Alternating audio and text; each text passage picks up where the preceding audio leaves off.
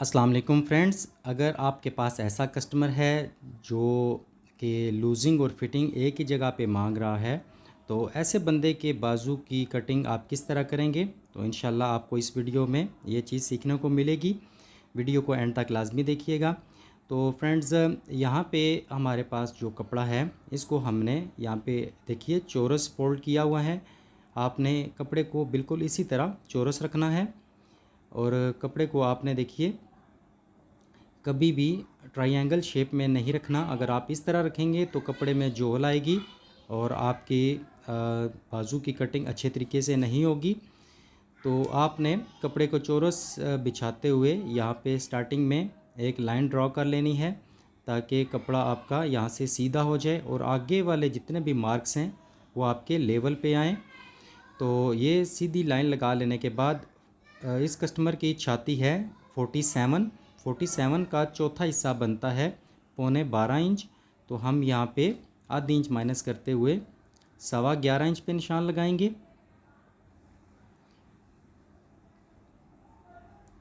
ये 47 का चौथा हिस्सा माइनस आधी इंच रखा है हमने। अगर इसे बहुत ज़्यादा लूजिंग में चाहिए होता तो 47 का चौथा हिस्सा ही रखते, जबकि 47 का चौथा हिस्सा माइनस हमने आधी इंच किया है ताकि लूजिंग भी रहे और फिटिंग भी रहे, दोनों चीज़ें एक ही जगह पे आएंगी। बिल्कुल गौर से देखिएगा। यहाँ पे हमने ये लाइन लगा दी है। अब इसके बाद यहाँ से हमने कंधे का जो डाउन है, अमूमन कंधे का डाउन होता है कंधे का तीसरा हिस्सा।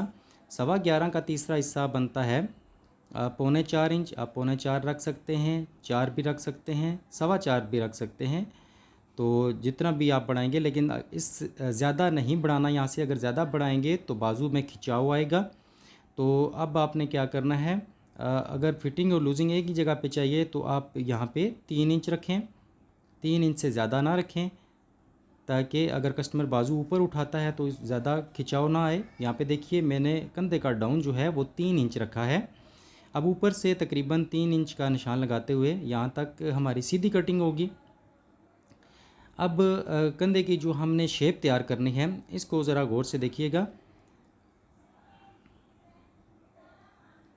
कटिंग से पहले हम बाकी मार्क्स लगा लेते हैं। बाजू है 24 इंच, तो जब भी आप 2.5 इंच का कफ लगाते हैं तो 24 में से आपने 1.5 इंच माइनस करना है। कोई भी साइज़ हो, जब 2.5 इंच का कफ आएगा चौड़ाई में तो आपने कुल लंबाई में से 1.5 इंच माइनस कर देना है। 24 बाजू हैं, 2.5 इंच का कफ लगेगा तो 1.5 इंच माइनस करते हुए हम यहाँ पे 22.5 इंच पे निशान लगाएंगे। अब यहाँ पे 22.5 इंच का जो हमने निशान लगाया है, इस निशान को भी हम सीधा कर लेंगे। ये बिल्कुल एक चौरस हमारा जो है वो निशान तैयार हो गए हैं। अब कफ हैं 10 इंच, तो 10 इंच का आधा बनता है 5 इंच और आधी इंच इसके साथ सिलाई के लिए मार्जिन होगा। टोटल हो जाएगा 5.5 और 1 इंच हम प्लेट्स के लिए लेंगे, चौनट भी आप कह सकते हैं। तो डबल प्लेट्स हमने छोटी छोटी डालनी हैं, तो यहाँ पे हम 1 इंच इजाफी ले रहे हैं। 10 इंच कफ है, 10 का आधा 5 और आधी इंच सिलाई 1 इंच प्लेट्स के लिए। टोटल 6.5 इंच हमने यहाँ पे चौड़ाई रखी है और यहाँ पे इन दोनों को निशानों को मिलाते हुए हमने एक लाइन लगा दी है। अब ये जो बाजू का ओपन है, यहाँ जहाँ पे हमारी सिलाई लगेगी, इस जगह से हमने इसे आधी इंच या 5 सूत्र बाहर निकालना है। बिल्कुल आगे से सीधा कटिंग नहीं करना, इसे आधी इंच या 5 सूत्र बाहर की तरफ निकालना है। अब यहाँ से जो हमारा साइज़ बनेगा, यहाँ से देखिए इस पॉइंट से लेकर इस पॉइंट तक जो भी हमारा साइज़ बनेगा इसका हमने हाफ़ करना है। ये 20 इंच है तो 20 इंच का आधा बनता है 10 इंच। अब 10 इंच से आगे हमने 1 इंच मज़ीद निशान लगा लेना है। ये निशान ना भी लगाएं कोई मसला नहीं है, लेकिन इस निशान से पीछे पीछे आपने फ़िटिंग के लिए शेप लगानी है, इससे आगे आपने फ़िटिंग नहीं देनी। तो इस जगह से आप कस्टमर के साइज़ लेते हुए चेक कर लें कि कंधे से आगे तकरीबन 4-5 इंच आगे से उसको चौड़ाई कितनी चाहिए, तो उस जगह पे आप निशान लगा लें।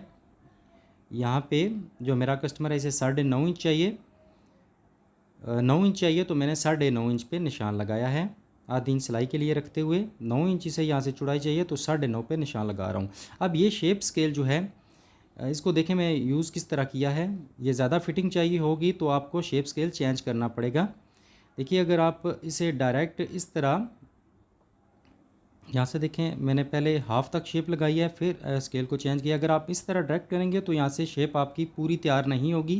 पहले थोड़ा सा निशान लगाएं, फिर शेप स्केल को थोड़ा सा आगे करते हुए आप मज़ीद अपनी इस शेप को मुकम्मल कर सकते हैं। इसके बाद देखिए यहाँ से हमने जो शेप तैयार करनी है, यहाँ से इस एंगल पे हमने ये शेप तैयार करनी है।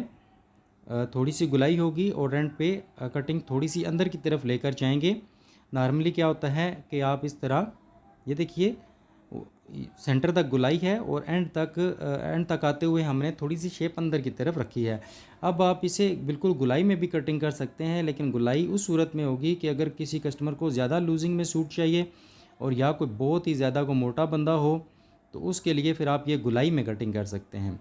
लेकिन ज़्यादातर लोग शिकायत करते हैं कि कमीज़ के पीछे, बगल के पीछे कपड़ा इकट्ठा होता है, तो उस सूरत में आपने ये वाली जो शेप है ये तैयार करनी है। सेंटर से गुलाई लाना है और एंड पे आपने कटिंग को थोड़ा सा अंदर की तरफ लेकर जाना है। आप कटिंग को देखेंगे तो फिर आपको मज़ीद समझ आ जाएगी।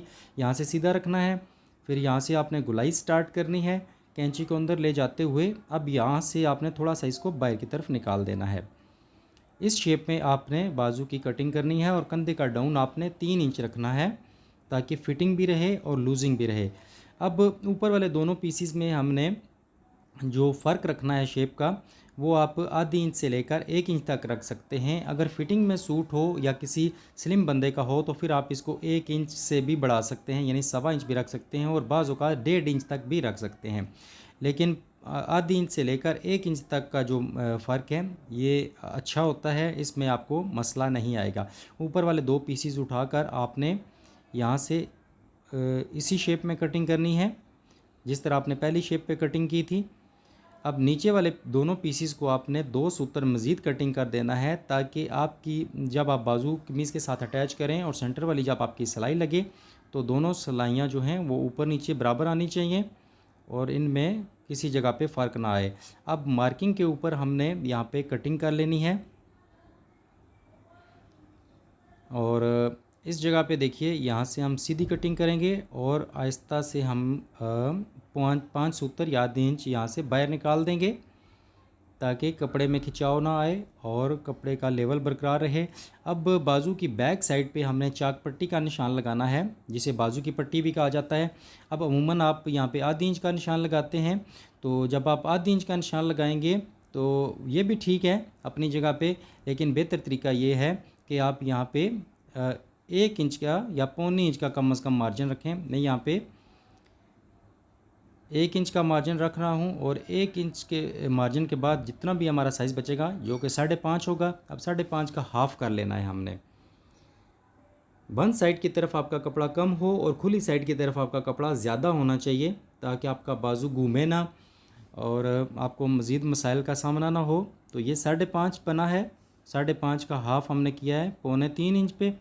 इसके बाद चाकपट्टी के लिए निशान लगाएंगे। बाजू है 24 का चौथा हिस्सा 6 इंच। तो यहाँ पे हमारे पास देखिए 3.25 है एक साइड से और इस साइड से हमारे पास 3 इंच है। अगर दोनों साइडों पे 3.25 भी आ जाता है तो कोई इशू नहीं है, आप बिल्कुल सीधी कटिंग भी कर सकते हैं। तो यहाँ पे हमने अंदर की तरफ 2 सूत्र का कट लगा दिया है और ये हमारे उल्टी साइड की तरफ मार्क्स हमने लगा दिए हैं। बाजू की कटिंग हमारी कंप्लीट हो चुकी है आपके सामने। अब इस कटिंग को आप चेक भी कर सकते हैं, बाजू की पड़ताल जिसे कहते हैं या बाजू की चेकिंग। उसके लिए आपने एक साइड से आपने बाजू को सेंटर तक फोल्ड करना है। ये देखिए सेंटर वाली जो क्रीज़ होगी वहाँ तक आपने फ़ोल्ड करना है और दूसरी साइड से भी आपने सेंटर की क्रीज़ तक फ़ोल्ड करना है। और आप यहाँ पे देख सकते हैं हमारा बाजू आगे से भी बिल्कुल बराबर है और पीछे से भी, पीछे से जो शेप है वो भी बिल्कुल बराबर है और आगे से भी बिल्कुल हमारे जो है लेवल पे आया है। तो मैं उम्मीद करूँगा कि आपने बाजू की इस कटिंग को अच्छे तरीके से समझ लिया होगा। दुआओं में याद रखिएगा। अल्लाह हाफिज़।